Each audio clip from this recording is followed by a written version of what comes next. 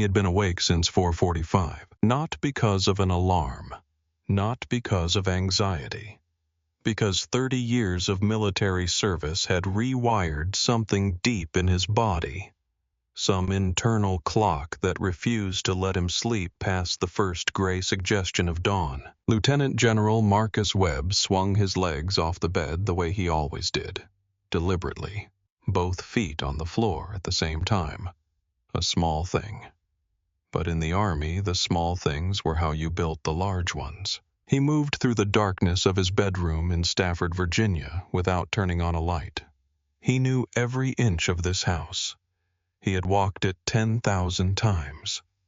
He crossed the hallway, descended the stairs, and pushed open the door to the garage where a pull-up bar waited for him in the silence. He did not count the repetitions out loud. He never had. The numbers lived in his body now, not in his mind. His shoulders and arms moved in a slow, controlled rhythm. Each pull-up deliberate. Each descent controlled the way. Everything in his life had been controlled for 3 decades. At 54 years old, Marcus Webb was not a large man in the way that people expected generals to be. He was not broad and towering. He was lean and precise the way a blade is precise. His face carried the evidence of a life lived in difficult places. Deep lines ran from the corners of his eyes. His close-cropped hair had gone almost entirely silver. But his posture, even here in a dark garage at 5 in the morning, was the posture of a man who understood that how you carry yourself tells the world everything it needs to know about who you are. He finished the pull-ups, moved to the floor, and worked through 200 sit-ups with the same quiet efficiency. No music, no podcast, just the sound of his own breathing and the distant hum of the neighborhood waking up around him. When he was done, he stood in the kitchen and made coffee, not the fast kind. He ground the beans by hand the way his grandmother had taught him when he was 8 years old in Richmond, Virginia, in a kitchen that smelled like cornbread and possibility. She had told him once that the way a man made his morning coffee said everything about how he approached the rest of his day. She meant take your time, do it right. The rushing will come. Let it come after you are ready. He had never forgotten that. He poured the coffee into a plain white mug and stood at the kitchen counter looking at the framed photograph on the shelf across the room. 41 soldiers, Fallujah 2000 look. They were standing in front of a damaged building, squinting against the Iraqi sun, half of them grinning despite the exhaustion that was visible in every line of their faces. Marcus was in the center, younger, thinner, his uniform dusty, his arm around a sergeant named Dominique Carter, who was now his aide, and who was probably already at the Pentagon double-checking the briefing materials. 41 soldiers had gone into that operation. 41 had come out. Not every commander could say that. Marcus Webb could. And he thought about it every single morning, not as a trophy, but as a reminder of what the weight of command actually meant. Every decision had faces attached to it. Every call had consequences measured in human lives. You did not get to forget that. You were not supposed to forget that. He finished the coffee, rinsed the mug, and went upstairs to put on his uniform. This was the part of the morning that still moved him even after all these years. The Army service uniform hung on the back of the closet door where he had placed it the night before. He had checked every element before going to bed. The ribbons were aligned. The stars were positioned correctly on each shoulder. The name tape read Webb in bold block letters. Everything was exactly as it was supposed to be. He dressed slowly and with complete attention. First the shirt, then the trousers, then the jacket. He straightened the ribbons across his chest, each one a compressed story, a record of places and decisions and moments that civilians would never fully understand, but that every soldier recognized at a glance. The Bronze Star, the Defense Superior Service Medal, the Legion of Merit with 3 oak leaf clusters, 2 combat deployment ribbons. The ribbons kept going row after row, a biography written in colored fabric and metal. He looked at himself in the mirror for exactly 3 seconds. not out of vanity, out of respect, for the uniform, for what it represented, for the men and women who had worn it before him and the ones who would wear it after. Then he picked up his briefcase, which contained classified documents he had spent 2 weeks preparing, and he walked downstairs and out the front door into the pale Virginia morning. Today was not a routine day. Today, a classified Joint Chiefs briefing was scheduled at the Pentagon on troop redeployment strategy. The Secretary of Defense would be present. 4-star generals would be in that room. Marcus Webb had been assigned to lead the opening analysis, and he had prepared with the same obsessive precision he brought to every assignment. He knew the numbers cold. He knew the questions that would come. He was ready. He pulled out of his driveway at 6:45. The drive from Stafford to the Pentagon was normally about 45 minutes, depending on traffic on I-95. He had built in an extra 30 minutes of buffer. He was never late. He had not been late to a single professional obligation in 11 years. He did not think of it as discipline. He thought of it as basic respect for other people's time. The morning was cool and clear. October in Northern Virginia had a quality he had always loved, that particular shade of light that came with autumn gold and slanted, making even ordinary things look significant. He drove south on Route 1, the long commercial stretch that ran parallel to I-95 because the interstate had shown construction delays on his phone's map and Route 1 would save him 10 minutes. I was thinking about the briefing, about the opening slide, about the question the Secretary would almost certainly ask about logistics capacity in the Pacific Theater. He was running through his answer in his mind, refining it the way he always did in the car, using the drive as a final rehearsal. I was not thinking about the Shell station coming up on his right. He almost passed it, but the fuel gauge was sitting just below a quarter tank, and the next 20 miles of Route 1 had fewer options, and his briefcase held materials too sensitive to risk being stranded on the side of the road. He signaled and pulled in. Pump 7 was open.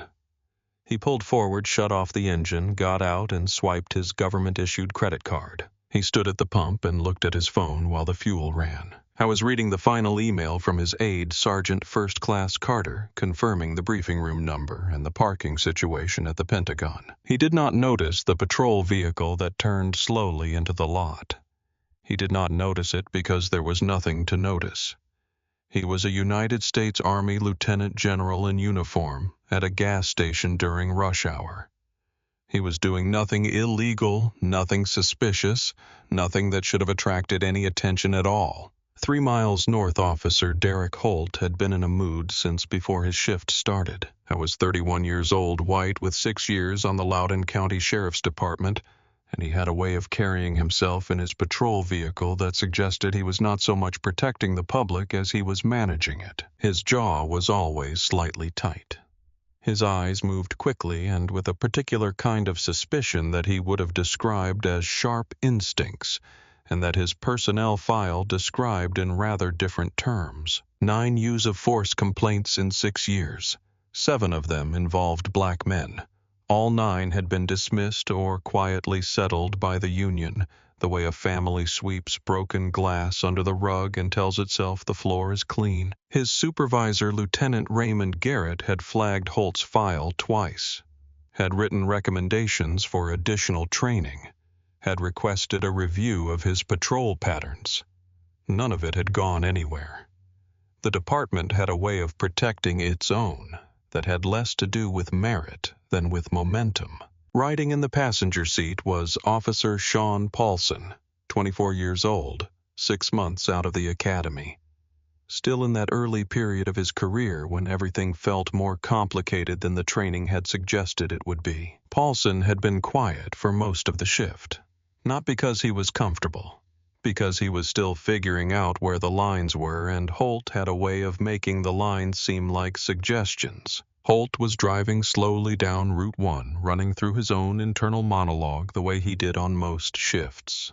a rolling commentary on everything he observed that he filed under the category of things that seemed off. He spotted the Shell station on the right. He spotted the man at Pump 7. Black man, military uniform, alone. Something in Holt's gut tightened. He could not have explained it in terms that would have survived a 30-second examination.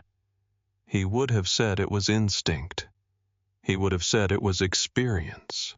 He would have said there was something that just did not add up, though if pressed he could not have named the specific arithmetic. A black man in a military uniform at a gas station. That was the equation. That was the something that did not add up. Not the gas station, not the morning hour, not any behavior he had witnessed. Just the man, just the uniform. Just the combination of those two things in a mind that had already decided somewhere below conscious reasoning that they did not belong together. He turned into the lot. Paulson looked up from his phone.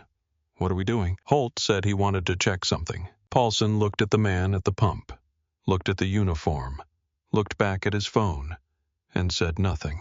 That silence was a decision. He would understand that later. In the months that followed, he would understand it very clearly.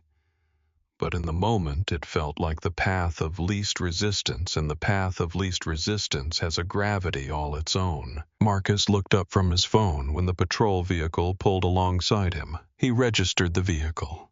He registered the officer getting out.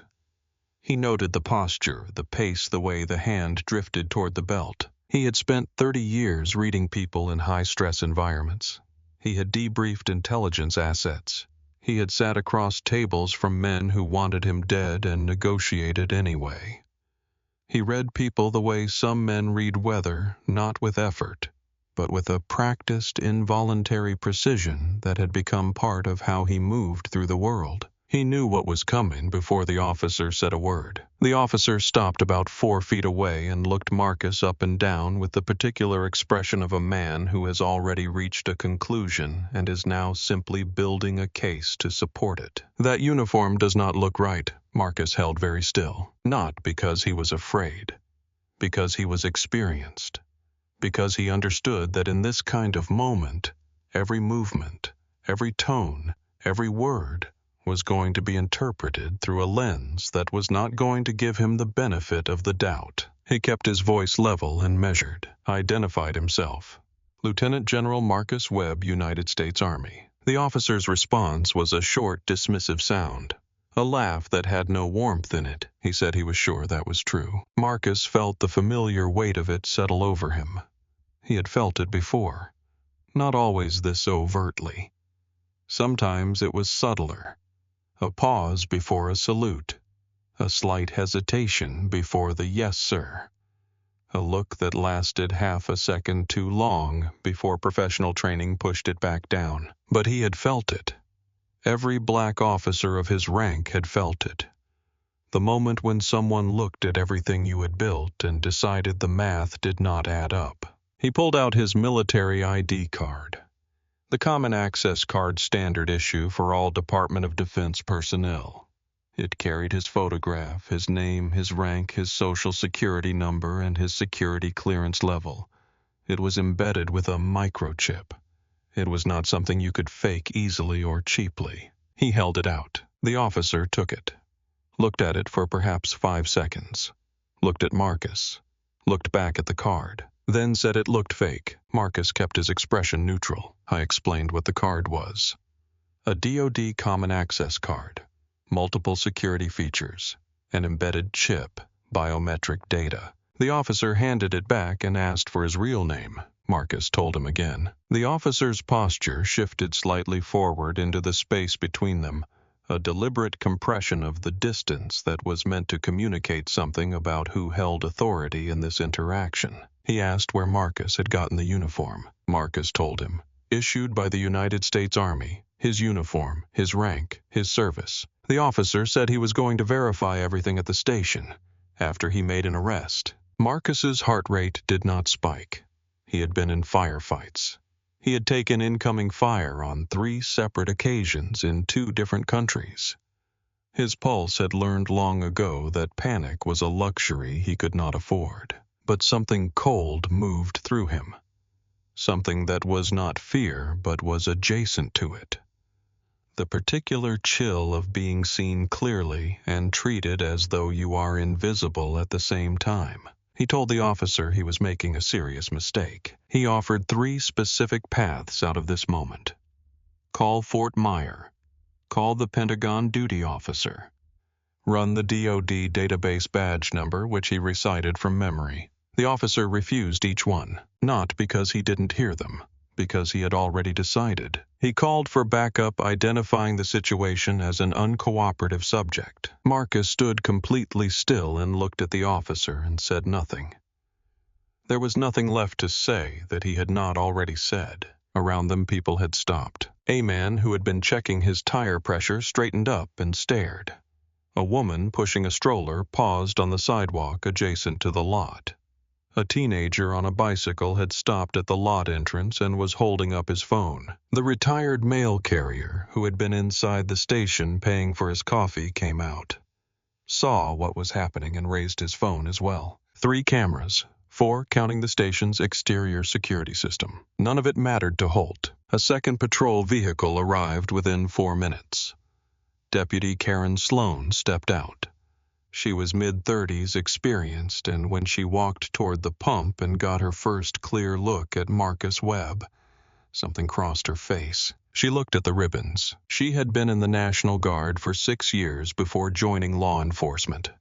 She knew what those ribbons meant. She knew what the arrangement meant. She knew what the stars on his shoulders meant. And she looked away. She did not say anything. She moved to stand beside Holt, and her silence became a wall that Marcus Webb was now standing on the wrong side of. A third officer, Paulson, stayed near the patrol vehicle. His hands were in his pockets. He was looking at the ground. Holt told Marcus to turn around. Marcus looked at him for a long moment. He said his name one more time, his rank, his command, his destination. The consequences that were accumulating with every second Holt continued down this road. I was not pleading. He was filing a record. He was making sure that later, when this moment was examined, there would be no ambiguity about the fact that he had given every possible opportunity for this to stop. Holt told him it was the last time he was asking. Marcus turned around. He placed his hands behind his back. He stood perfectly straight. Because even now, even in this, he was not going to let this man take his posture from him. The handcuffs closed around his wrists. The woman with the stroller made a sound. Not a word, just a sound.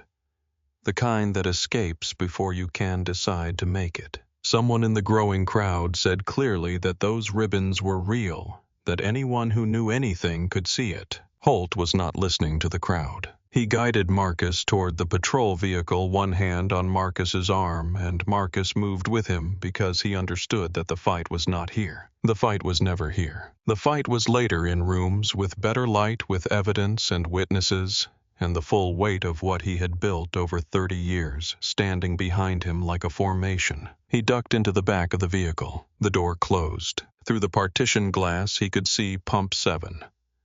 His government-issue SUV was still there, driver's door still open, engine still running, the fuel nozzle still in the tank. A general, in handcuffs, in the back of a patrol car, on a Tuesday morning, on his way to brief the Secretary of Defense. He closed his eyes for exactly 3 seconds. Then he opened them and began thinking about what came next. The Loudoun County substation was a low brick building off a secondary road, the kind of building that looks like it was designed to be forgettable. Marcus was walked through the side entrance past a row of lockers and into the booking area. The desk sergeant was a man named Harold Greer, mid-50s, heavy-set with the look of someone who had processed enough people in enough years to have developed a professional distance from the parade of humanity that moved through his station. He looked up when Marcus came in. He looked at the uniform, at the ribbons, at the stars, and his expression shifted into something that was not quite suspicion and not quite recognition, but was somewhere uncomfortable in between. Holt explained the situation. Stolen valor, female subject, fake ID. Marcus corrected the error without inflection. He was a lieutenant general. The ID was genuine. He had offered 3 methods of verification. All had been refused. Greer looked at Holt. Holt said to process him. Greer hesitated for exactly 1 second. Then the institutional habit took over the deeply ingrained practice of backing your officer, of trusting the judgment of the person who made the stop, of not making things complicated in the booking area. He reached for his clipboard. The booking process was thorough and impersonal. Photographs from 3 angles. Fingerprints all 10. Personal property inventory 1. Briefcase containing classified documents. 1 government-issue cell phone. 1 set of keys. 1 military ID card. 1 wallet. Each item was logged and bagged. The booking officer asked his name. Marcus told him. The booking officer asked for his real name. Marcus repeated it without changing his tone. The booking officer wrote claims military service. I was escorted down a short hallway and placed in a holding cell at the far end. 8 feet by 10 feet. Concrete bench along one wall. Toilet without a seat in the corner. Fluorescent light overhead that hummed at a frequency designed, it seemed, to make thought difficult. The door closed, the lock engaged. Marcus Webb, Lieutenant General, United States Army, sat down on the concrete bench and straightened his back and looked at the wall across from him. The wall had nothing to offer. He looked anyway. He checked the clock visible through the bars at the end of the corridor. 8:03. The briefing was scheduled for 9. His aide Sergeant First Class Dominique Carter would have arrived at the Pentagon by now, would be setting up the materials, would be expecting a call confirming Marcus's parking. When the call did not come, Carter would try to reach him. When the calls went to voicemail, Carter would not panic.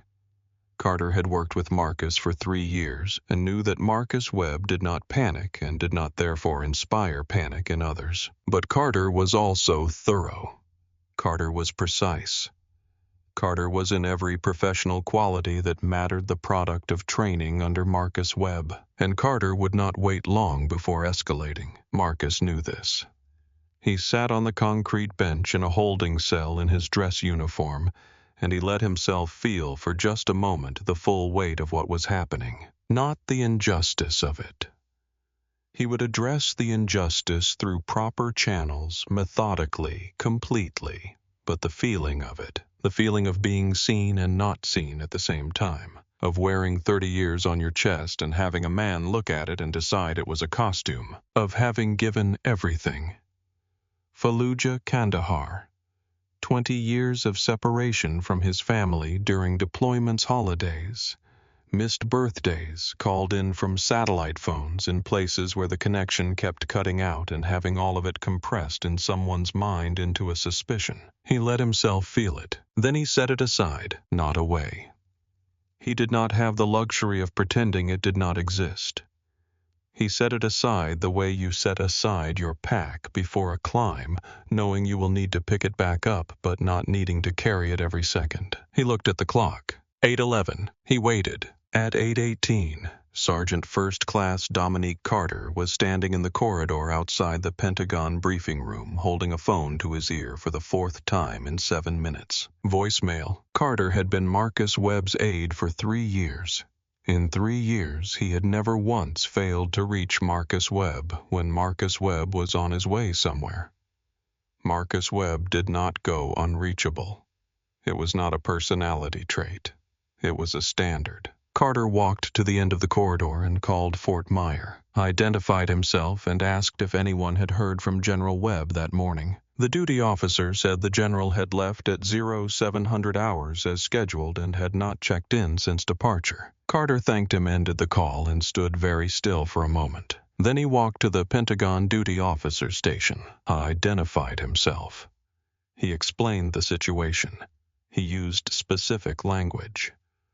A lieutenant general is currently unreachable and did not arrive at a scheduled Joint Chiefs briefing. The duty officer's expression changed. I'm at a call. Within 6 minutes, 2 things happened simultaneously. Military police began tracing Marcus Webb's government-issue phone, and Captain Adrian Cole MP was notified. Cole had served under Marcus Webb in Kandahar in 2011. She had been a lieutenant then. He had been a colonel. She had watched him make decisions under fire that she still thought about when she needed to remind herself what calm leadership actually looked like in the worst moments. When she was told that General Webb was unreachable and possibly in distress, she did not move at a measured pace. She moved at the pace of someone who understood exactly what was at stake. The phone trace came back in 8 minutes. Webb's government phone was pinging from the Loudoun County Sheriff's substation. Cole stared at the location for 2 full seconds. Then she picked up the phone and called the substation directly. Desk Sergeant Harold Greer answered. Cole identified herself. She gave her rank, her station, and her clearance. She said she understood the substation was currently holding a man who claimed to be a lieutenant general. Greer said they had a man in custody who claimed military affiliation, yes. Cole's voice went very quiet. She said she wanted Greer to pull up the DoD personnel database. She gave him the badge number. She asked him to run it while she was on the line. Greer pulled up the database, typed in the number. The screen loaded. He looked at the photograph first. It matched the face of the man currently sitting in his holding cell. Then he looked at the name. Then he looked at the rank. The sound he made was not a word. Cole heard it. She said, "So you have him?" Greer said yes. She said, "Get Officer Holt. Bring him to that computer. Make him read the rank out loud." Greer walked to Holt's desk. He picked up the printed profile which had loaded and printed automatically, and he set it down in front of Holt and pointed at the top line. Holt looked at it. His face did something complicated. It moved through disbelief, the genuine kind, the kind that comes before the brain catches up. Then it moved through calculation, the reflexive attempt to find an explanation that did not require him to be wrong. Then it moved through something that had no clean name, the particular combination of fear and exposure that arrives when a man realizes that the wall he thought he was standing behind does not exist. Greer said, "Read it." Holt looked at him. Greer said it again, out loud, his rank. Holt looked at the paper. His voice when it came was barely above a whisper. "Lieutenant General," Greer said. "How many stars?" Holt said 3. Greer said, "How many years of service?" Holt said 30. And then Greer said the thing that would live in Holt's memory for every remaining year of his life. He said, "And you put him in handcuffs." He did not say it with heat. He did not say it with contempt. He said it the way you state a fact that has no defense and requires none. Then he took Holt by the arm and walked him down the corridor to the holding cell at the far end. Marcus Webb was sitting on the concrete bench. His posture had not changed. His ribbons were still aligned. The stars on his shoulders caught the fluorescent light. He looked like what he was. He had always looked like what he was. Greer stopped Holt in front of the cell door. Marcus looked at Holt, not with anger. Anger would have given Holt something to push against. What Marcus Webb gave him instead was clarity. The clear, level gaze of a man who has seen worse than this and knows exactly what he is looking at. Holt opened his mouth. He said there had been a misunderstanding. Marcus said yes, there has. He said they were releasing him immediately, that he was sorry. Marcus said sorry does not fix this, Officer Holt. He said they should have verified. He said he never should have arrested him. And Marcus said, "You should have believed me. I told you who I was. I showed you my identification. I offered you 3 separate ways to confirm everything I told you. You chose not to." He paused, and then he said, "You looked at a black man in a uniform and decided I must have stolen it. That is not a misunderstanding. That is a decision." Holt had no answer. There was no answer. Greer unlocked the cell. 4 minutes later, Captain Adrienne Cole walked into the Loudoun County substation with 3 military police soldiers behind her. She moved through this front room without stopping. The officers in the booking area stepped back without being told. She came around the corner and saw Marcus Webb standing in the corridor, rubbing his wrists where the handcuffs had been his briefcase in one hand. She stopped. She came to attention, and she saluted. Clean, sharp, full. The way you salute a superior officer. Not as a formality, as a statement. Marcus returned it. Cole said, "General, we're here to escort you, sir." Marcus nodded and said, "Thank you, Captain. I have a briefing to get to." She turned to face Sergeant Greer and Officer Holt and Deputy Sloan. who were all standing in the booking area in various stages of a reckoning. She said, "Who authorized the arrest of a general officer?" Holt said his name. Cole looked at him for a moment. She said, "You served in the National Guard." Holt said, "Yes, 2 years specialist." She said, "Then you should have recognized a general's uniform. You should have known to verify through military channels. You should have known what those ribbons meant. Instead, you handcuffed a superior officer. That is not just a civil rights violation, Officer Holt. Under the Uniform Code of Military Justice, as a member of the Individual Ready Reserve, you are still subject to military law, and what you did today is a court-martial offense." The color drained out of Holt's face. He said he was not active duty. He said the IRR was not the same thing. Cole said, "Call a JAG attorney. Ask them." Then she turned back to Marcus and said they were ready when he was. Marcus picked up his briefcase. He walked through this booking area without looking at Holt. He passed the desk where his property had been logged. He passed the photographs that had been taken of him. He walked through the side door and into the October morning. Outside it was not quiet. 3 news cameras were set up at the edge of the lot. A cluster of reporters stood with microphones. 2 of them were already on live feeds. Someone at the gas station had uploaded the footage while Marcus was being processed. It had been shared 4,000 times before he finished his coffee that morning. It was on 3 local stations within the hour. A reporter called out his rank, asked if it was true he had been arrested. Cole moved to position herself between Marcus and the cameras. He waved her off gently. He set down his briefcase. He stood at the top of the steps.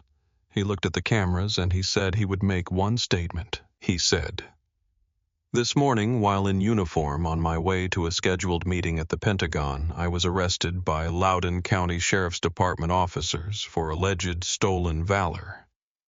I spent over an hour in handcuffs and in a holding cell because Officer Holt could not accept that a black man could be a lieutenant general in the United States Army. I showed him my identification. I explained who I was. I offered to let him verify my identity through 3 separate official channels. He refused. He arrested me instead." He paused. He said, "This is not only my story. This is the story of black service members across this country who have been questioned, doubted, and disrespected simply because some people cannot imagine us in positions of authority. I will be pursuing every available remedy, military and civilian, to ensure accountability and to ensure this does not happen again." He picked up his briefcase. "I got into the MP vehicle. I was driven to the Pentagon. I was 43 minutes late for the briefing, the first time in 11 years. When he walked into the room, the Secretary of Defense stood up, and then everyone else in the room stood up. Generals and admirals, men and women who had seen everything this world had to offer, rising without being asked, because sometimes a gesture is the only language adequate to a moment." Marcus Webb set his briefcase on the table. He said he apologized for the delay.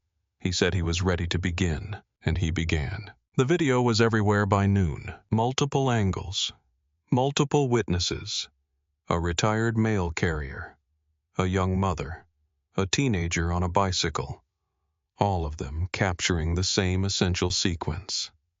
A black man in a military uniform, decorated beyond any reasonable ambiguity, calmly identifying himself, calmly offering verification, calmly complying and being handcuffed anyway. The audio was clear.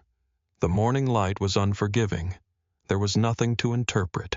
There was only what happened. The hashtag appeared within 2 hours and climbed steadily through the afternoon until it sat at the top of the trending lists and did not move from there for 4 days. The Pentagon released a statement at 2 in the afternoon. "The Department of Defense is aware of the incident involving Lieutenant General Marcus Webb and is deeply disturbed by the treatment of one of our most decorated and distinguished officers. General Webb has served this nation with honor for 30 years. The disrespect shown to him today is unacceptable. Accountability will be pursued through every available channel." Veterans organizations responded within hours. One statement from a major veterans group said simply, "You do not handcuff a general. Full stop. We will be watching what happens next. Civil rights organizations released statements before 3 o'clock. Members of Congress called for investigations before 4. By 5 in the afternoon, officers Holt, Sloan, and Paulson had been suspended with pay pending an internal investigation. The sheriff's department held a press conference at 5:30. The sheriff said the right words. He expressed regret. He said the matter was being taken seriously. He said his department was committed to accountability. The public was not satisfied. The public had watched the video. And then, in the evening coverage, a detail emerged that changed the nature of the story entirely. A reporter had pulled Derek Holt's service record. Holt had served 2 years in the Army National Guard. He had separated in 2018.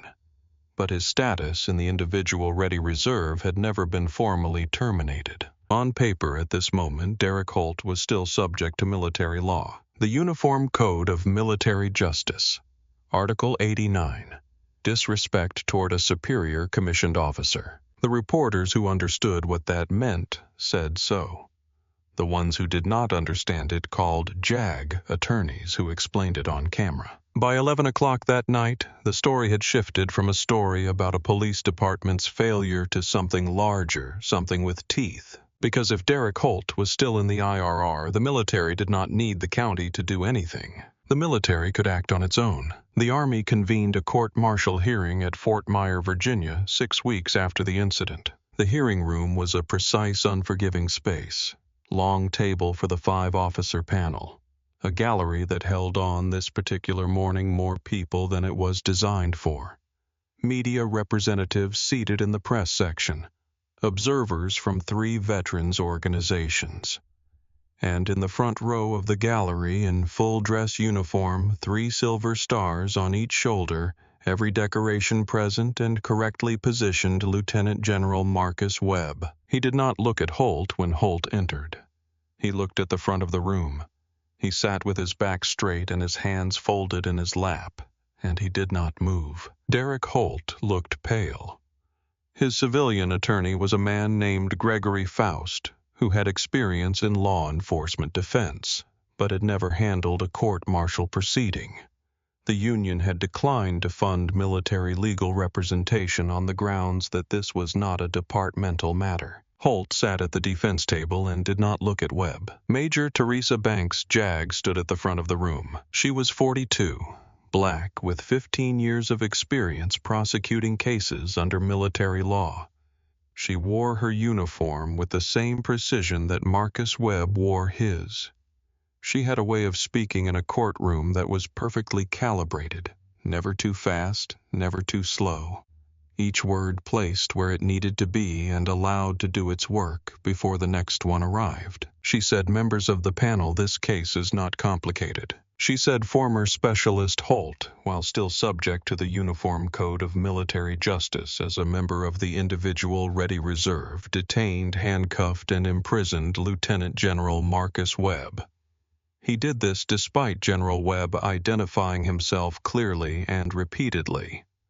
Despite General Webb presenting his military identification. Despite General Webb offering 3 separate official verification methods. Holt refused every one of them. He disrespected a superior commissioned officer. He humiliated a decorated combat veteran. And he did it because he could not accept that the man in front of him had earned what he was wearing. She paused. This is not only a civil rights violation, though it is certainly that. This is a violation of military law. This is conduct unbecoming. This is disrespect of the highest order under Article 89 and Article 133 of the UCMJ. The evidence will make this clear beyond any reasonable doubt. The prosecution called its first witnesses. The retired mail carrier, whose name was Gerald Parks, testified that he had been at the Shell station that morning and had watched the entire encounter. He said Webb had been calm throughout. He said Webb had shown his ID. He said Webb had offered to let the officer call the Pentagon. He said Holt had refused everything and proceeded to the handcuffs. The young mother, whose name was Patricia Owens, testified to the same sequence of events with the same essential conclusion. The teenager, whose name was James Sutton, had uploaded the original footage. He testified about what he had seen and identified the footage as his own. Then the prosecution called Harold Greer. Greer sat in the witness chair and looked straight ahead and answered every question with the flat precision of a man who understood that he was in this moment partially testifying against himself. He confirmed that Holt had brought Webb in claiming stolen valor. He confirmed that Webb had identified himself clearly. He confirmed that Holt had the badge number available to him before booking. He confirmed that Holt had chosen not to run it. He confirmed that when he himself had run it, the result had been immediate and unambiguous. Major Banks asked him what he had done when the result came back. Greer said he had printed the profile and taken it to Holt's desk. She asked what happened next. Greer said he had taken Holt to the holding cell. He had made Holt read the rank aloud. She asked why. Greer was quiet for a moment. Then he said because he needed to hear himself say it. The defense objected. The presiding colonel overruled. Then came Deputy Karen Sloan testifying under immunity. She confirmed that she had arrived at the Shell station and seen Webb. She confirmed that she had looked at his ribbons. She confirmed that she had recognized them as authentic. Major Banks asked her directly, "Did you believe at that moment that the man at the pump was who he said he was?" Sloan was quiet. Then she said yes. Major Banks said, "And you said nothing?" Sloan said no. Major Banks said, "Why not?" Sloan looked at her hands. She said because contradicting Holt in the field felt like the wrong call. The room was very quiet. Major Banks let it stay quiet for a moment.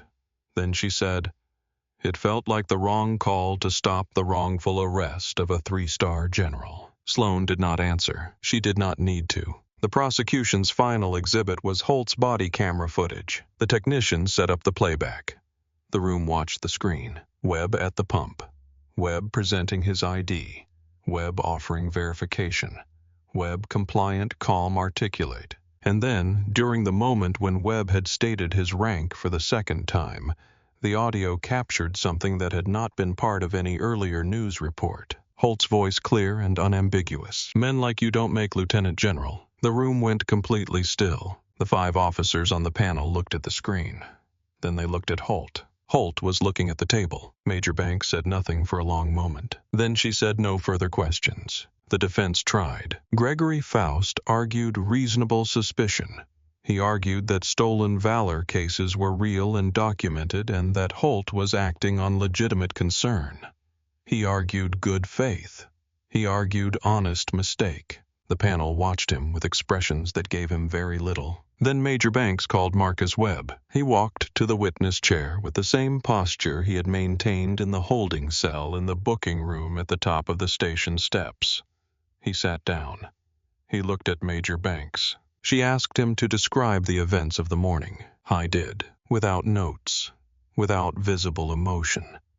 With the precision of a man who had debriefed after combat operations and understood that clarity of account was itself a form of respect for the truth. He described the stop, the ID, the offered verifications, the refusals, the handcuffs, the booking, the cell. He described each element once. He did not editorialize. He did not amplify. He let the facts carry their own weight. Major Banks asked him why he believed Holt had refused to verify his identity. The defense objected. Calls for speculation. The presiding colonel overruled. He said the general was qualified to assess the situation. He told Webb to answer. Marcus looked at the panel. He said Officer Holt had already decided what he was looking at. He decided in the first 3 seconds, the identification, the rank, the ribbons, the offer of verification. None of it was going to change a conclusion he had already reached, because the conclusion was not based on evidence. It was based on something he saw before I said a single word. Major Banks asked what it felt like to sit in that holding cell in that uniform. Marcus was quiet. For the first time in his testimony, there was a pause. The room waited. He said it felt like everything I had earned had been made invisible, not by the cell, by the man who put me there. The room absorbed that. Major Banks asked one final question. She asked if he had anything else he wanted the panel to understand. Marcus looked at the 5 officers across from him. He said the uniform means something. It has to mean something. Every person in this room has worn it. We have all accepted the weight of what it represents, the obligation, the standard, the commitment. And what that uniform means cannot be conditional on the color of the person wearing it. It has to mean the same thing whether the soldier is black or white or anything in between. Or none of us should be wearing one. He stepped down. The panel deliberated for 75 minutes. When they came back, the room was silent. The presiding colonel read the verdict. On the charge of disrespecting a superior commissioned officer in violation of UCMJ Article 89, guilty. On the charge of conduct unbecoming in violation of Article 133, guilty. Faust asked the panel to consider leniency given Holt's years of service. The presiding colonel looked at him for a moment. Then he said, "The sentence of this panel is as follows. Reduction in rank to E1. 6 months confinement in a military correctional facility. Forfeiture of all pay and allowances during that period. Dishonorable discharge from the United States Army Individual Ready Reserve." Faust said the sentence was excessive. The presiding colonel said Officer Holt disrespected one of the most decorated generals in the United States Army. He handcuffed a combat veteran who commanded thousands of soldiers in the field. He did so because he could not accept that the man in front of him had earned what he was wearing. He paused. "The uniform that Mr. Holt once wore demands better than this. This court is adjourned." Holt was escorted out by 2 MPs. A dishonorable discharge meant the end of his law enforcement certification. It meant the loss of his veteran's preference for future employment. It meant the end of any pension eligibility. Every door in every public safety field in the country had just closed. Marcus sat in the gallery and watched him go. He felt no satisfaction. Satisfaction would have suggested this was ever a fair exchange, that a verdict balanced the morning that justice had restored something that had been taken. It had not. The morning had happened. The handcuffs had been real. The cell had been real. The humiliation had been real. The verdict addressed accountability. It did not address what it felt like to sit on a concrete bench in the uniform you had spent 30 years earning and be treated like a criminal. Nothing would address that. I understood that. He picked up his cover, placed it on his head, stood and walked out. In the corridor, Cole fell into step beside him. They walked in silence for a while. Then Cole said, "It was the right call, sir." Marcus said it was the only call. They walked outside into the November morning, colder now than it had been in October. The sky gray and low and pressing. Marcus put on his gloves. He said, "Thank you, Captain, for everything." Cole said, "Thank you for not letting it go." He nodded once. And then he walked to his vehicle and drove back to the Pentagon. His attorney, Patricia Monroe, filed the civil suit 3 weeks after the court-martial verdict. Webby versus Holt Sloan Paulson and Loudoun County Sheriff's Department. The claims were false arrest, unlawful detention, deprivation of civil rights, under color of law, intentional infliction of emotional distress, and violation of his Fourth Amendment rights. Damages sought $2 million. The county's insurance carrier called Patricia Monroe's office the following morning. They offered $175,000 to settle. Monroe told them to start the number over. She said her client had been handcuffed in uniform while on his way to brief the Secretary of Defense. She said $175,000 did not begin to address the weight of that morning. She said they would see them in federal court. The trial lasted 2 weeks. The jury was composed of 10 civilians, 7 women, 3 men, a range of ages and backgrounds that reflected the community in which the incident had occurred. They watched the gas station footage. They watched it more than once. They watched Webb calmly identify himself. They watched him offer verification. They watched the handcuffs go on. They heard from Marcus Webb's psychiatrist, Dr. Linda Raines, who testified about the lasting psychological effects of the incident. She described symptoms consistent with acute stress response. She described the particular weight of being disrespected in a context where you had spent a professional lifetime earning respect. She described the way the incident had changed how Marcus Webb moved through the world, the calculation he now performed every time he put on his uniform in public, the awareness that his rank and his service provided no guaranteed buffer against this particular kind of encounter. She said he survived 2 combat deployments without PTSD. He was given PTSD by a gas station in Virginia. The room was quiet. Command Sergeant Major Reginald Okafor testified on Marcus Webb's behalf. I was 60 years old, broad-shouldered, with a voice that carried without effort. He had served alongside Marcus in Fallujah. He said General Webb made decisions in that city that brought 40 soldiers home. He made calls under fire that I still think about. The discipline, the clarity, the commitment to the soldiers in his command.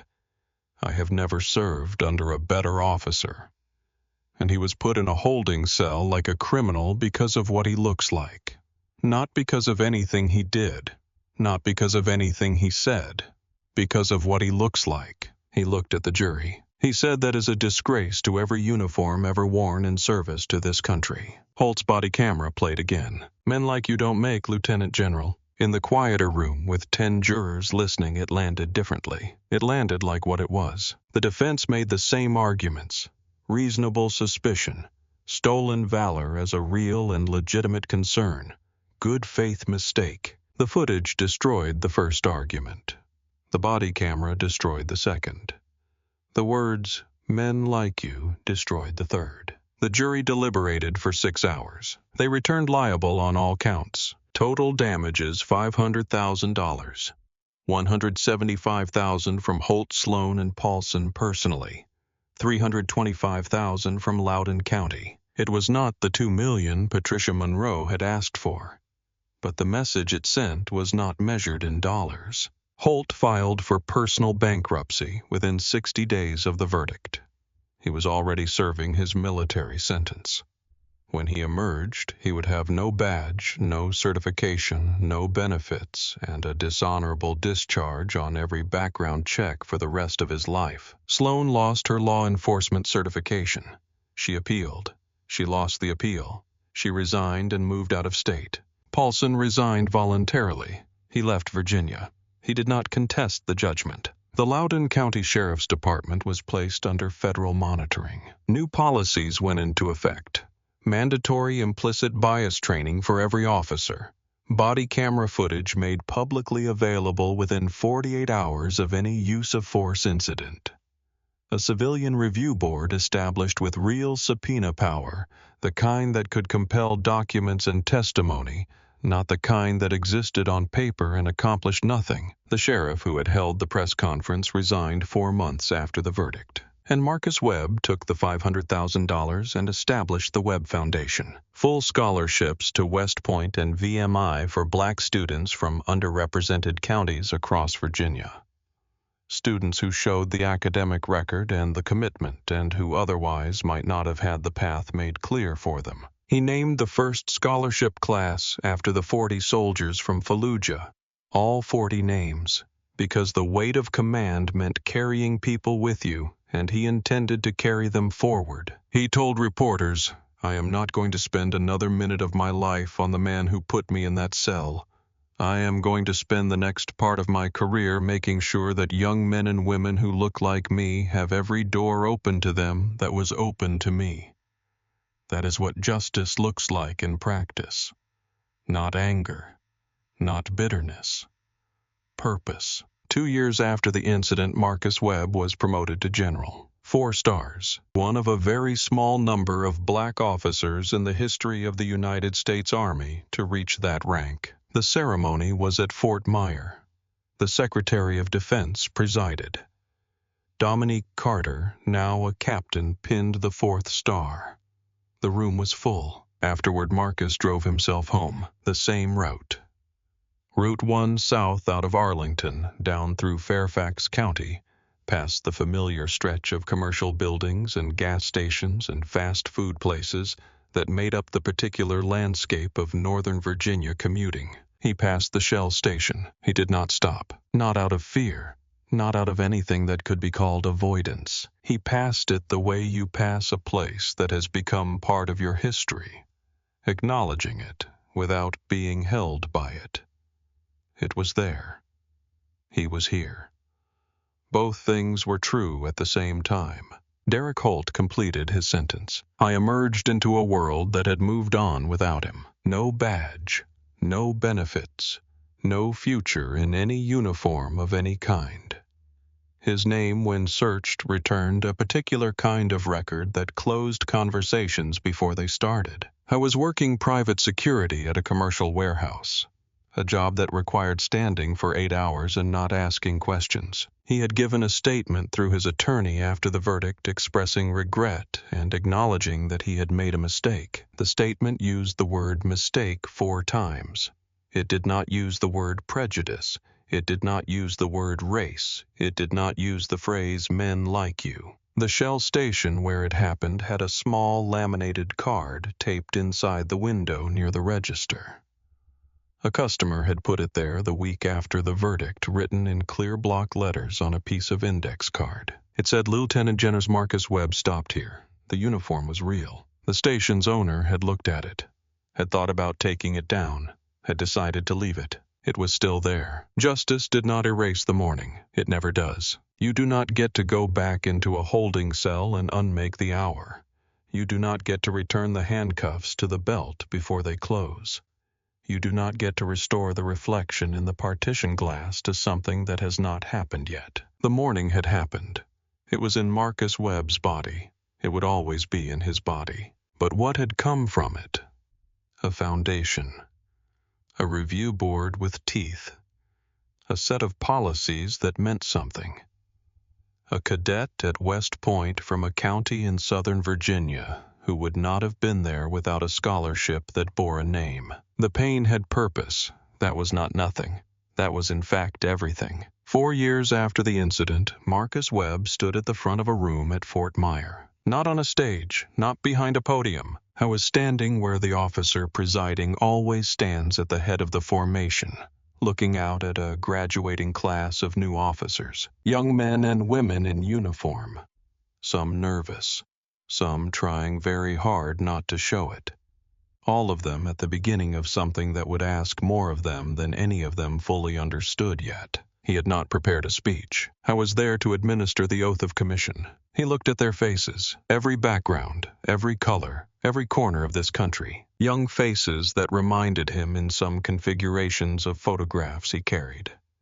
The unit in Fallujah, the class photograph from his own commissioning years ago now, which felt both very close and very far, depending on which part of him was doing the measuring. He thought about what he could say to them.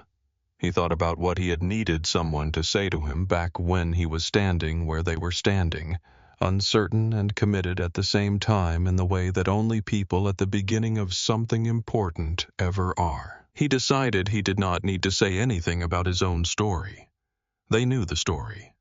Everyone in this room knew the story. What he needed to say was something more essential than that. He looked at them for a long moment, and then he said, "You will be doubted.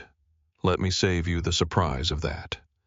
At some point in some room, someone will look at you and decide that what you are wearing does not match what they expected, that your rank is too high, that your achievement is too significant, that something about the picture you present does not add up to their arithmetic." He paused. "When that happens, you will have a choice.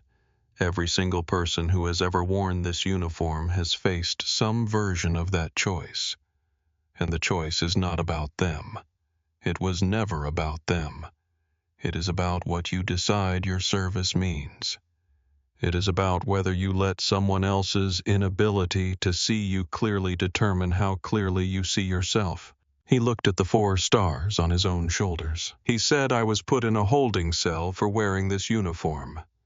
I am standing here today administering your oath of commission." He let that sit for a moment. Then he said, "Raise your right hand." They raised their hands. He raised his. And in the clear, quiet room, surrounded by the faces of the next generation of soldiers, he spoke the words of the oath. The same words that had been spoken at every commissioning ceremony in the history of this army. Words that did not care about the color of the person saying them. Words that meant what they had always meant when the person saying them had earned the right to say them. He looked out at their faces as they repeated the words, and he thought not for the last time this is what it was all for. Not the verdict, not the promotion, not the headlines. These faces, these voices, this oath.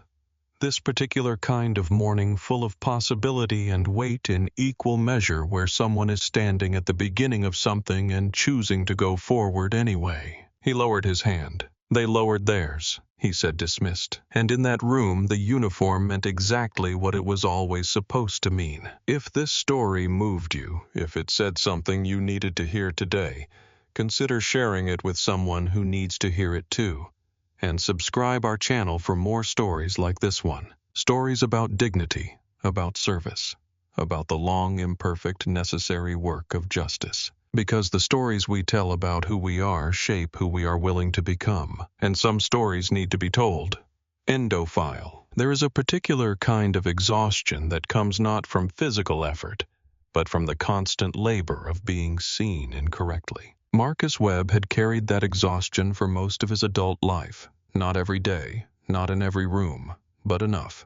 Enough that he had developed the same practiced resilience that most black professionals develop over the course of careers spent in environments where the bar for proving yourself sits at a different height depending on who you are. He had never spoken publicly about this before the incident at the Shell station. It was not a secret. It was simply something he had kept within the private architecture of his own experience, something he had processed quietly, filed away, refused to let define the forward motion of his career. He had always believed that the work would speak, that the record would speak, that 30 years and a chest full of ribbons would eventually make the calculations clear enough that the doubt would have no room left to stand. The morning at the Shell station had shown him something he had not fully understood before. The doubt does not respond to evidence. It predates evidence. It exists in the gap between what someone sees and what they are willing to believe is possible. And no amount of correct evidence, no ID, no badge number, no offered phone call to the Pentagon closes that gap from the outside. The gap closes only when the person looking decides to let it close. Holt had not decided that, and the 11 officers who had complaints filed against them before Holt had not decided that either. And the desk sergeant, who had defaulted to his officer's certainty instead of trusting his own observation, had not decided that either. The failure was not individual. It was accumulated. It was built over time from a series of small decisions to look the other way, to let it go, to trust the institution, to correct itself without the discomfort of anyone actually doing the correcting. Marcus Webb understood all of this. He had understood it for most of his career. What had changed on the morning of October 14th was not his understanding. What had changed was his position. I was no longer a colonel or a brigadier general navigating the politics of being the only one in a particular room who needed to think carefully about every word before he said it. I was a lieutenant general. He had the rank, the record, the standing, and the platform to make the morning mean something beyond the harm. He had chosen to use it. That choice, as much as anything else, was what the foundation was about. He had taken the settlement, and he had not spent it on comfort. He had spent it on access, because access was the thing that changed trajectories. Not speeches, not verdicts, not the particular justice of watching a man read a rank aloud in a voice that fractured under the weight of what he was reading. Access. The scholarship recipients received not only tuition, but mentorship, placement support, and the kind of introduction to networks that most people receive through family connections, and that most people without those connections never receive at all. He met with each class personally, not in a formal ceremony, in a room, around a table, with coffee. He told them what he told no one else, not the Fallujah story, not the decorated career. He told them about the gas station,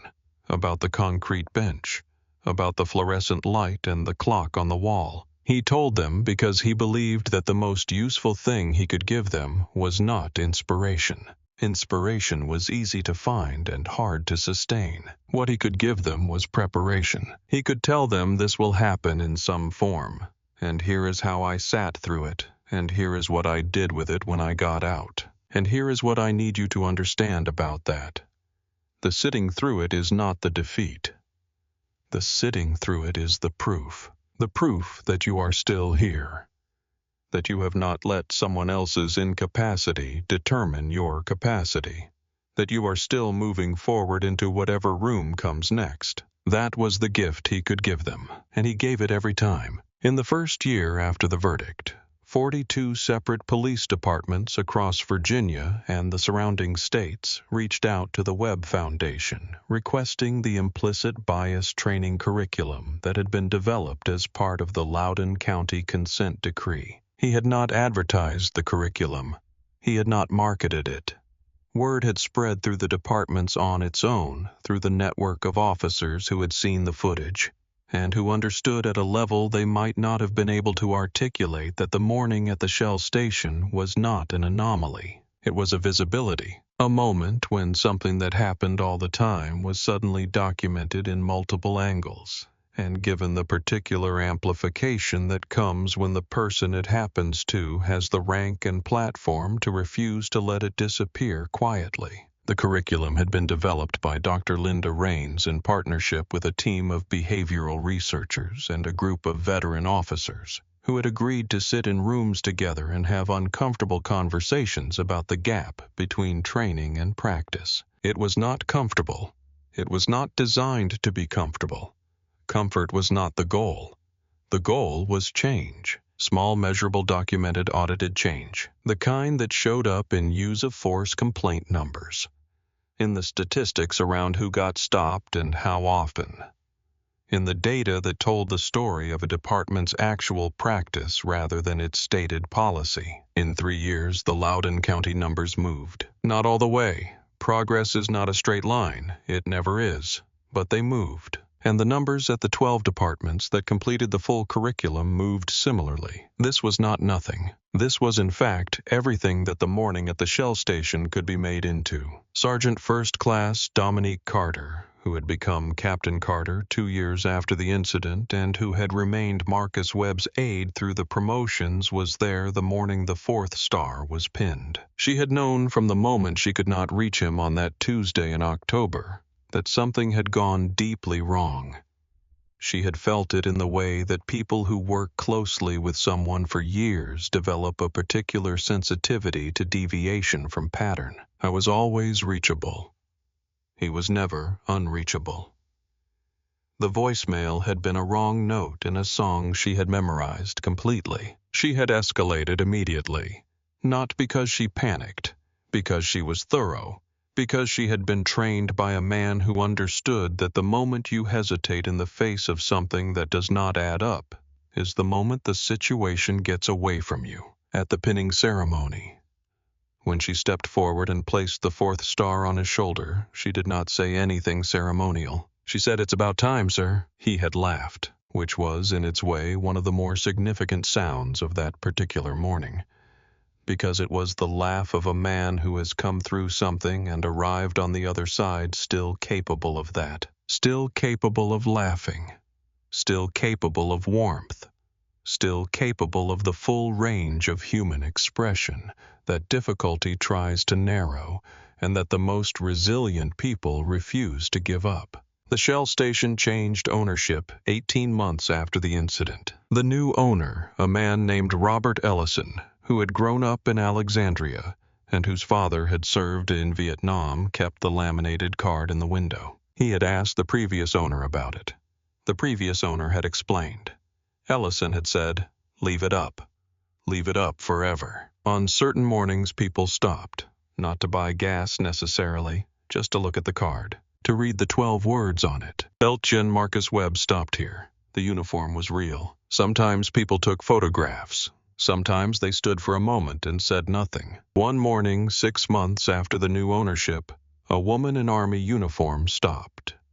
She was young, a first lieutenant on her way to Fort Myer from her home in Manassas. She pulled into the lot and looked at the card through the window and stood there for a moment in the same October light that had been falling on that lot on the morning it happened. Then she went inside and bought coffee and drove to Fort Myer and did her job, which is in the end what all of this was ever about. The oath that Marcus Webb administered to the graduating class at Fort Myer was the same oath he had taken himself more than 3 decades earlier. The words had not changed. "I do solemnly swear that I will support and defend the Constitution of the United States against all enemies, foreign and domestic, that I will bear true faith and allegiance to the same, that I take this obligation freely without any mental reservation or purpose of evasion, and that I will well and faithfully discharge the duties of the office upon which I am about to enter. So help me God." I had said those words as a young second lieutenant in a room not unlike this one, surrounded by faces not unlike the faces he was looking at now. He had meant every word then. He still meant every word. The meaning had deepened over the years, the way the meaning of anything deepens when you have been asked to live it out in difficult places and difficult circumstances, and have found each time that you were willing to continue. That was the thing, not the ribbons, not the stars, not the record or the verdict or the foundation or the curriculum. The willingness to continue, to put on the uniform again the morning after the cell, to drive to the Pentagon again, to brief the Secretary of Defense, to do the work, to let the work be bigger than the harm, to let the meaning be larger than the moment, to stand in a room full of young faces and raise your right hand and say the words and mean them. That was the thing. He looked out at the graduating class. He saw them the way he always saw them, the way he had tried from the first day of every command to see the people under his leadership, not as functions or ranks or demographics, but as individuals with full lives and full capacities and full claims on what the uniform represented. He saw them, and he hoped that when they went out into the world in their uniforms, they would be seen. He could not guarantee it. No verdict could guarantee it. No curriculum, no foundation, no policy change could guarantee the moment in which one person looks at another and decides to see clearly. That moment lived in individual human beings, in individual decisions, in the willingness or the failure to close the gap between what you see and what you are willing to believe is possible. But he could stand here. He could administer this oath. He could tell them the truth about the gas station and the concrete bench and the fluorescent light and the clock on the wall. He could tell them, "I sat through it," I continued, "and now I am here," which meant by extension you can sit through whatever comes. You can continue, and you will arrive somewhere worth arriving. He looked at them one more time. He said dismissed, and they went out into the world, wearing the uniform, which was real, which had always been real, which would go on being real, worn by people who earned it long after every name and every story had been absorbed into the larger story of what this country was willing to become. If this story stayed with you, if something in it felt true and worth carrying forward, please subscribe our channel and share this with someone who needs to hear it today. Because some stories do not just tell us what happened, they tell us what is possible, and the possible matters. Now more than ever, there are things that courts cannot restore. Marcus Webb knew this better than most people who go through the legal process come out knowing it. He had been in enough rooms where decisions were made to understand that a verdict is not a restoration. It is a reckoning. The difference matters. Restoration would mean the morning at the Shell station had not happened. It would mean Holt had never turned into the lot. It would mean no handcuffs, no booking, no fluorescent cell, no reflection in the partition glass of a general in custody. None of that was available. A reckoning means this happened, and here is what follows because it happened. Here is what Holt carries for the rest of his life. Here is what the department had to change. Here is what the county had to pay. Here is what the record now says permanently about what occurred on that Tuesday morning. A reckoning does not make the past different. It makes the future accountable to the past. That is not a small thing. Marcus had spent time in the months after the verdict, thinking carefully about what he owed to the people who had not had a 3-star general's platform when their versions of this morning had occurred, because it had occurred before. Not always this visibly, Not always with 4 witnesses and 3 phone cameras and a department body camera providing multiple angles of the same undeniable truth. But it had occurred. It occurred with regularity in the lives of black service members who did not have his rank, who were corpsmen or sergeants or warrant officers or simply civilians who had served and kept a uniform from a period of their lives that they were proud of, who had been questioned, doubted, accused, who had not had a JAG attorney on their side, or a court-martial proceeding to attend, or a civil lawsuit that attracted national media coverage, who had simply been through something, and then had to continue living their lives afterward with the weight of it sitting in them unnamed and unaddressed. I thought about them often. I had received letters. Hundreds of letters in the first year after the incident went public. From veterans. From service members still active. From family members of soldiers who had died and who had never had the chance to see something like this arrive at a reckoning. Some of the letters were angry, most of them were not. Most of them were something more complicated than anger. They were the letters of people who had needed to know that someone with the standing to push back had actually pushed back. Not in spite of the rank, not in spite of the record, but because of it. Because the argument implicit in the morning at the Shell station was that rank and record did not matter. That service did not matter. That 30 years of documented, decorated, audited achievement could be looked at and dismissed because the person wearing it did not fit a particular mental image. The counter-argument to that was not a speech. It was the foundation. It was the curriculum. It was the verdict. It was the scholarship recipient writing him at 2 a.m. from a dorm room at West Point to say that she had gotten through the worst week of her plebe year by thinking about the concrete bench and the fact that the man who had sat on it had not stopped moving forward. That was the counter-argument. That was the thing that responded to the gas station morning at a level deeper than law could reach. Patricia Munro had called him the day after the jury returned its verdict. She had said, "I want to be honest with you. 500,000 is not 2 million. We left money on the table. I think we should have asked for more." He had said, "Patricia, this was never about the number." She had said, I know it wasn't. But I want you to understand that by every legal measure the jury believed you and found them liable on every count.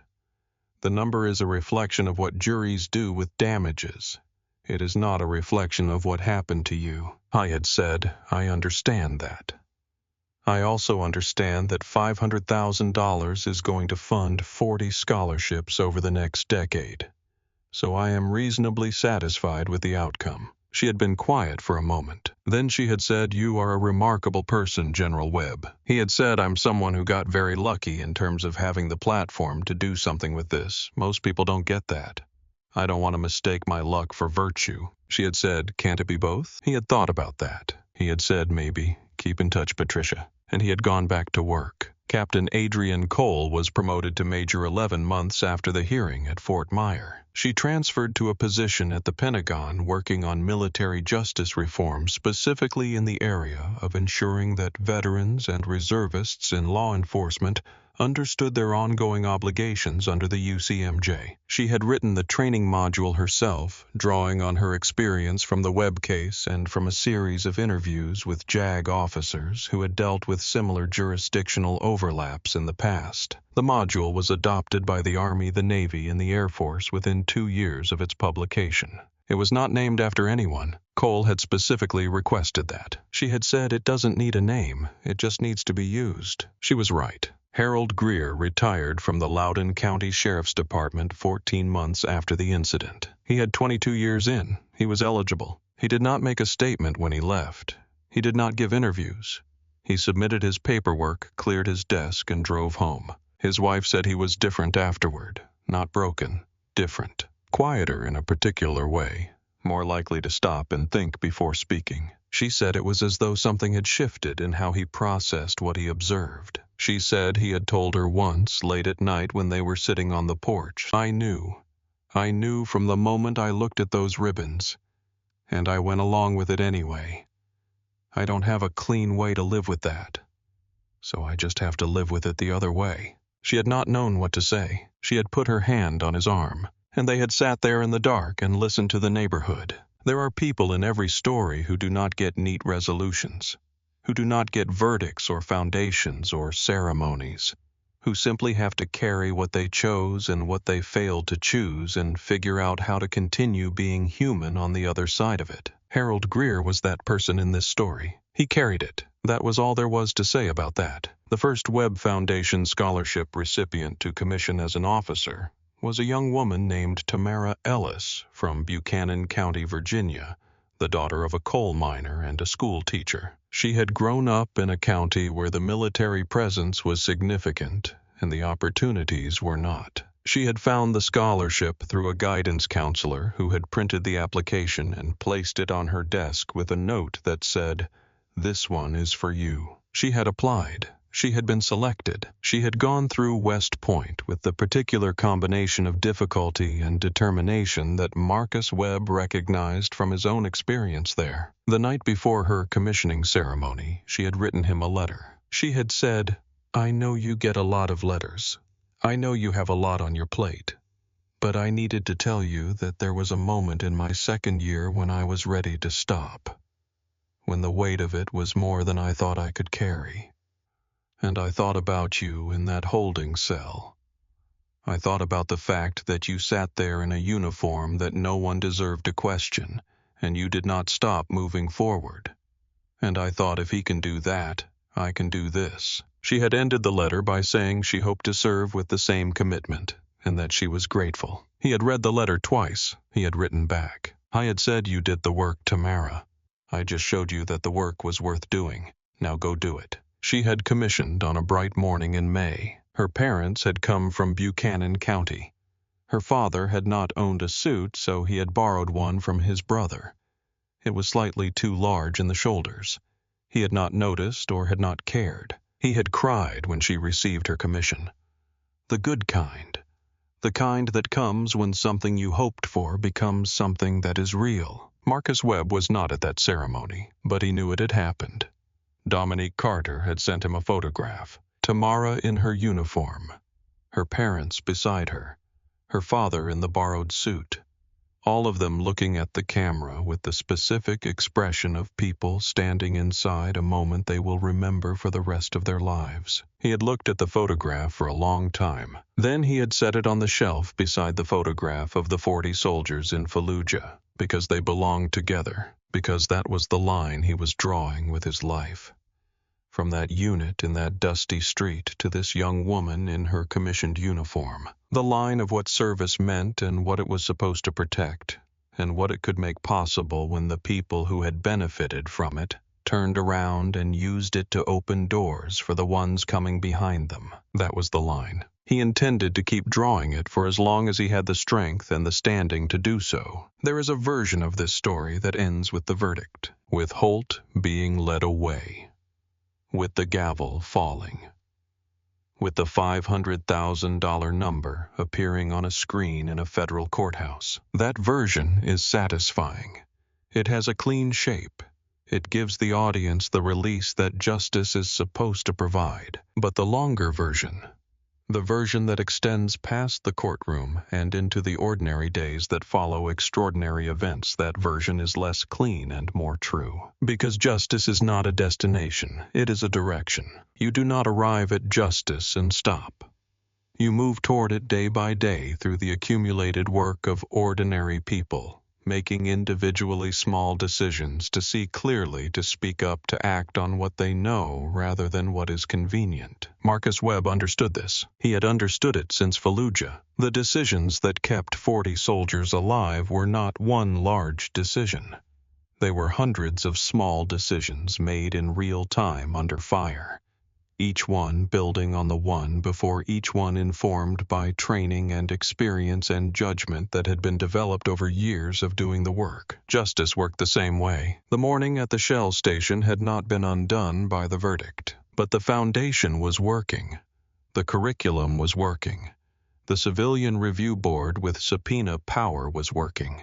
The scholarship recipients were working. Small decisions accumulating, moving in a direction. That was the story. Not the handcuffs and the cell, though those were real and mattered. Not the verdict and the dishonorable discharge, though those were also real and also mattered. The story was what came after, the direction that was chosen, the work that was done.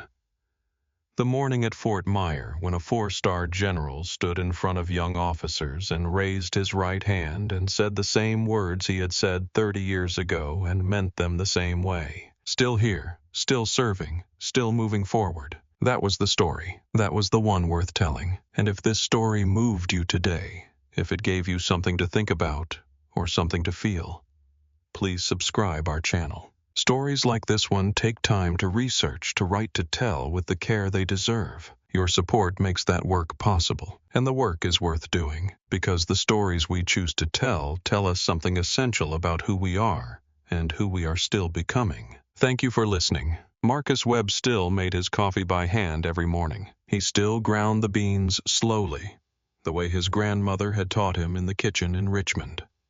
The kitchen that smelled like cornbread and possibility. He still stood at the counter while it brewed and looked at the photograph on the shelf. It had gained a neighbor now. The 40 soldiers from Fallujah stood beside Tamara Ellis and her family on the day of her commissioning. 2 photographs, 1 shelf, 1 line drawn across time. His morning routine had not changed.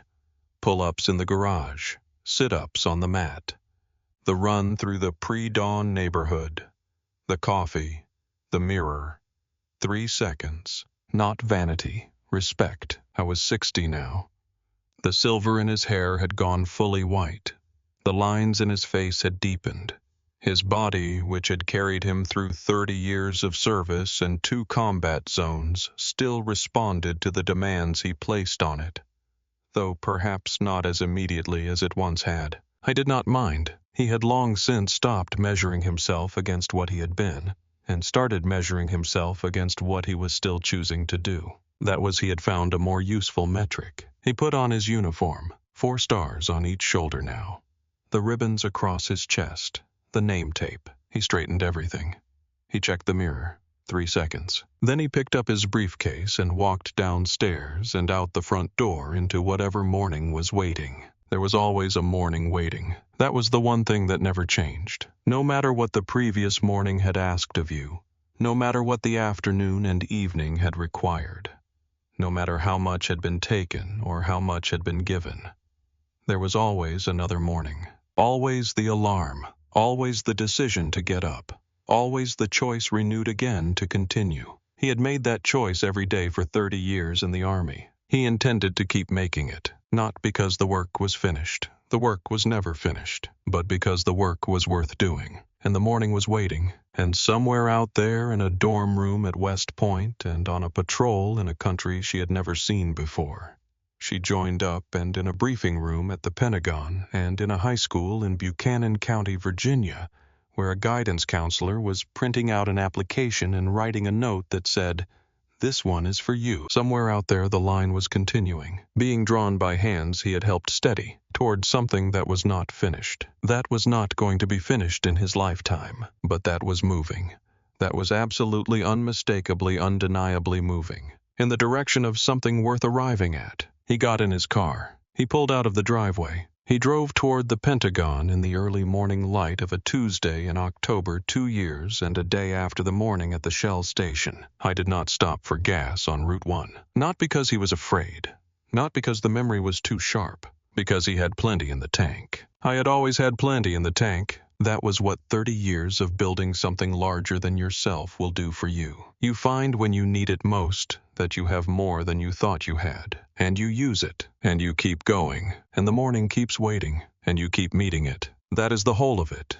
That is all there ever is. The morning, and the decision, and the keeping on. He arrived at the Pentagon at 7:53, 7 minutes early. He badged through security, nodded to the guard on duty, and walked the familiar corridor toward the briefing suite. His footsteps made the same sound they always made on these floors. Measured. Deliberate. The sound of someone who knew where he was going and had earned the right to be going there. Captain Carter was already at the door with a folder. She handed it to him without a word. He opened it, scanned the first page, noted the change in the agenda order, and handed it back. He said, "Move the logistics piece to the end. Let the secretary ask his questions first. He'll want to drive the conversation." Carter made a note. She said, "Yes, sir. Anything else?" I thought for a moment. He said, "Coffee." She said, "Already inside." He said, "Good." He pushed open the door. The room was arranged the way he had asked for it. No hierarchical seating. Everyone around the table, regardless of rank.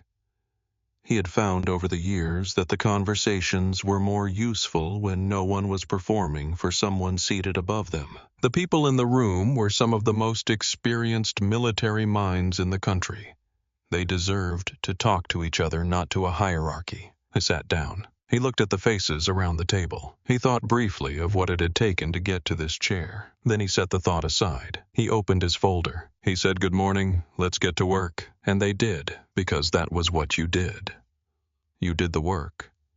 You did it in the morning, and you did it in the afternoon, and you did it on the days when everything felt possible, and you did it on the days when the concrete bench was still vivid in your memory. You did the work. That was the answer to everything. Not the only answer, but the one that was always available, the one that was always in your hands. Work, forward motion, the refusal to let the harm determine the direction. That was the answer. That was the story. And now it is yours. Do something useful with it. There is one more thing worth saying. It is about the card in the window of the Shell station. General Marcus Webb stopped here. The uniform was real. 12 words. The person who wrote them was a woman named Barbara Cousins. She was 63 years old. She had a son in the Army, a staff sergeant. He had been deployed 3 times. He had come home each time. She had driven past the Shell station the morning the story broke. She had pulled in. She had sat in her car for a while. Then she had gone inside and asked the owner for a piece of paper and a pen. She had written the 12 words. She had asked him if she could tape it in the window. He had said yes. She had driven home. She had called her son that night. He was stateside between deployments. She had not told him what she did. She had just asked him how he was. He had said, "I'm good, Mom. I'm good." She had said, "I know you are." She had wanted to tell him about the card, about what it meant to her, about the particular way it felt to be the mother of a man in uniform and to watch someone question the uniform. She had not told him. She had decided he did not need that weight. He carried enough. She had just said, "I love you. I'm proud of you." He had said, "I know, Mom. Love you too." They had stayed on the phone for another 20 minutes, talking about nothing in particular. Football, the weather, a dog that a neighbor had gotten. The kind of conversation that is really about something else. About "I am glad you exist." About "I am glad you are here." About "the uniform is real. The service is real. You are real. And I see you." That is what the card said. That is what it was always saying. To every person who drove past it. To every soldier who saw it. To every black service member who had ever been questioned and who drove Route 1 and happened to glance at a window. I see you. The uniform is real. You earned what you are wearing, and no one gets to take that from you. That is the end of the story. That is also the beginning of the next one.